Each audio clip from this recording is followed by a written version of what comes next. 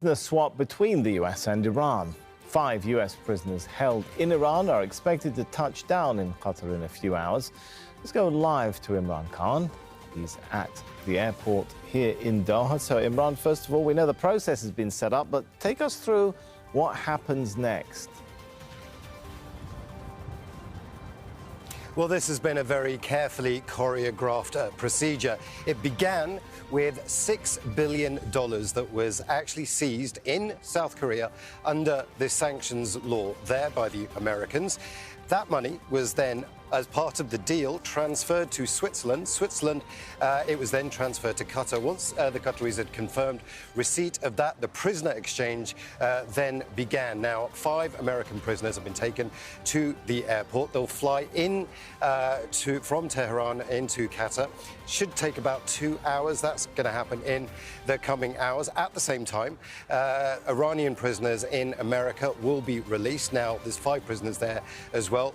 2 of those will remain in the United States. 2 will be sent back to Tehran, and 1 will go to a third country where he resides with his family. On the American side, once they're in Qatar, they'll be met by representatives of the US Embassy here and the State Department, and then they'll be flown to America. Now, if previous prison exchanges are anything to go by, there'll be an intense security debriefing that they'll go through, a medical evaluation as well. But President Raisi, who's in New York at the moment for the UN General Assembly, has said that the prisoners are in good health, that they've been treated very well. So there's been a lot of moving parts to make this happen. The negotiations have been going on for about a year. A lot of times there was fear that it wasn't going to go through. The Republicans have actually accused the Biden administration of paying a ransom to get these prisoners freed. However, the Biden administration has said this is how you do it. If we didn't pay that money, which is Iranian money originally, it would never have happened.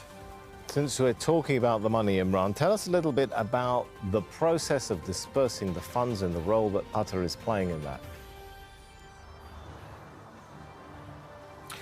Well, this is very, very interesting because the negotiations between the Iranians and the Americans were very tough. They were mediated by the Qataris. The Iranians and the Americans, over the past year, never met face to face. This was the very epitome of shuttle diplomacy. The Qataris going literally at some points from room to room with the offer, with their advice, and then going back to the other side. And that's how this deal has happened. Now, the money was a key part of this. It's actually Iranian money. It was seized in South Korea, as I say.